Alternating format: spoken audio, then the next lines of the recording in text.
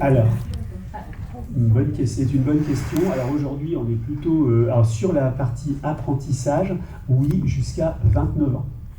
D'accord.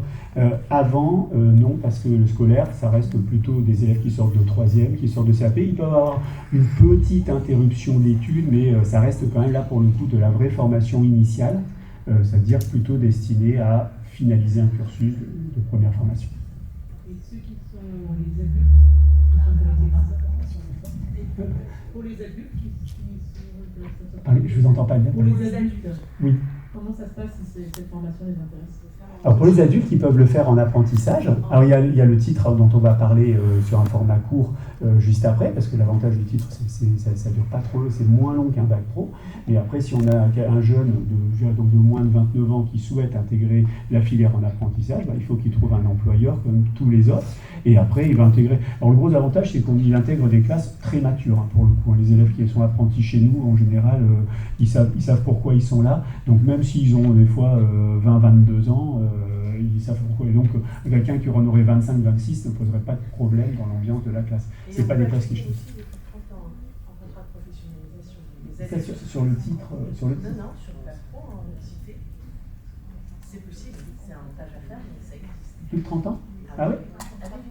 Alors en mixité, alors ça doit être possible, mais ça va pas forcément être très simple sur le plan. Ça peut? Donc ça peut me mettre à plus que 30 ans. Je pense de 29 ans, donc voilà. C'est possible. Bon, donc je pensais qu'il y avait un chiffre, on avait un blocage à 29, donc c'est même au-delà. Alors, en fait, ce qui est intéressant, c'est que nous, ce qu'on fait beaucoup là-dessus, et c'est un peu ça, c'est-à-dire qu'à un moment, ce qu'on essaie, c'est de vous apporter, on a essayé de tout ouvrir, nous, ici.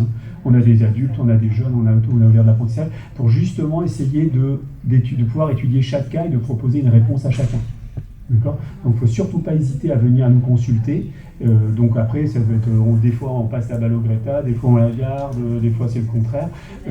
Mais vraiment on essaie de travailler de manière justement, là vous envoyez une illustration, je suis face à un problème, qu'est-ce que je peux faire pour pouvoir aboutir avec une personne.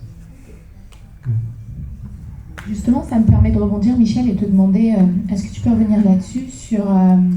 Est-ce que les acquis, in fine, sont les mêmes sur les deux voies, sur la voie initiale et la voie en apprentissage? Et est-ce que sur la voie en apprentissage, y a-t-il plus d'avantages que sur la voie initiale?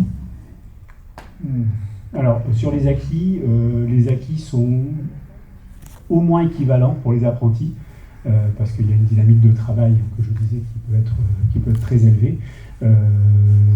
Donc après ils finissent tous avec le même diplôme, donc je dirais sur le plan des acquis purement scolaires, on arrive à la même chose. Certains prennent du coup plus de temps puisqu'ils sont plus longtemps en classe que d'autres, et par contre là où on a une différence, c'est effectivement sur l'expérience professionnelle, parce que forcément si vous avez fait 1 à 2 années la moitié du temps dans un service de stérilisation, vous avez un vécu de ce service, mais à contrario vous n'avez vu qu'un service.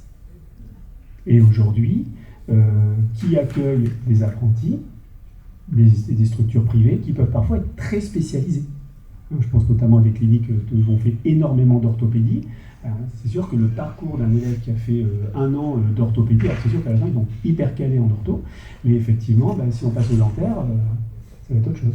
Et donc ça peut être, ça pose pas de problème, mais c'est vrai qu'il y a moins de diversité du coup dans la formation, en apprentissage, que par voie scolaire. Mais par contre, en termes de débrouillardise, de compréhension générale du fonctionnement du service d'investissement, de la tâche à la caillasse, ils sont beaucoup plus débrouillards après une année d'apprentissage.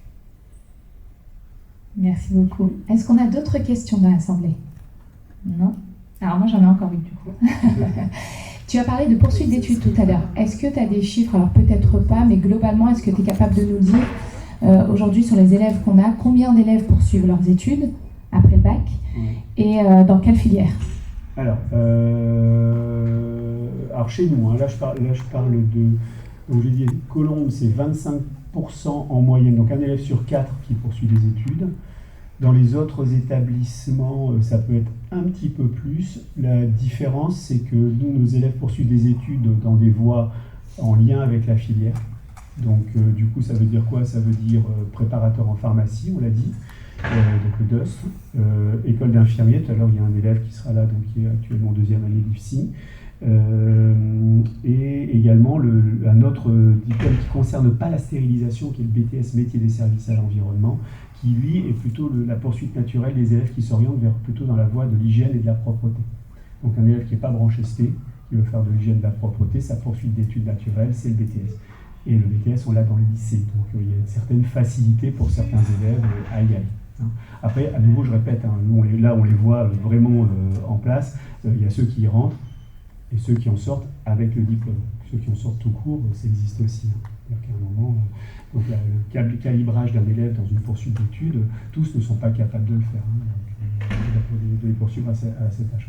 Donc voilà, donc on est plutôt là-dessus en termes de nombre. Et sur les autres établissements hors Colombes, on voit aussi beaucoup d'élèves qui partent sur d'autres filières. On voit beaucoup d'élèves qui repartent en arrière sur de la petite enfance, qui n'ont pas complètement réglé leurs problèmes au départ. Vous savez, les élèves qui rentrent en bac pro, ça reste compliqué. Le bac pro, c'est pas un diplôme qui est connu. On a besoin de faire beaucoup de communication pour pouvoir faire connaître ce diplôme.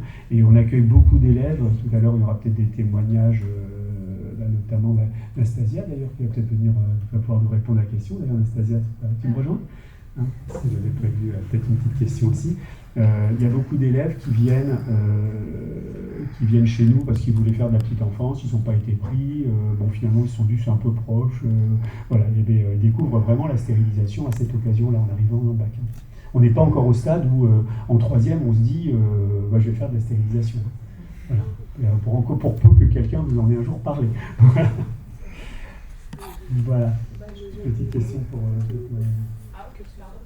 je propose qu'on laisse la parole à Anastasia, elle va peut-être se présenter et après on lui posera peut-être une ou deux questions. Alors bonjour, je m'appelle Anastasia Taleb, je suis en deuxième année de bac pro, donc je suis en première, j'ai 16 ans. Et je dis pas. Je dis si je veux une poursuite d'études ou pas. Et moi j'aimerais bien faire l'IBOT, je sais pas si c'est possible. Du coup je voudrais faire un IFSI et voir voir par la suite. Anastasia, moi j'aurais une question pour toi. J'aimerais savoir comment tu vis la formation aujourd'hui, donc en bac pro HPS. Dans un premier temps, comment tu t'y sens et comment tu la vis. Et si tu pouvais dans un second temps nous dire qu'est-ce que les stages t'ont apporté. Les deux, du bien et du mauvais, et ça dépend. En fait, ça dépend des filières parce qu'il y a 3 branches, il y a hygiène, propreté, stérilisation. Et comme M. Chauvet le répète souvent, on va plus vers la stérilisation parce que généralement, nous, l'hygiène, la propreté, ça nous intéresse. Vous m'entendez ? Oui. Parce que nous, généralement, les enfants, ça nous intéresse pas trop la propreté. Et on va plus vers l'hospitalier, on va dire, donc la stérilisation. Et moi, dans ce bac, je me sens bien, j'aime bien les stages parce que j'aime beaucoup l'esprit d'équipe, parce qu'il y a beaucoup d'esprit d'équipe quand je vais en stage en stérilisation. On se fait généralement bien accueillir et voilà. Merci beaucoup Anastasia, on peut l'applaudir.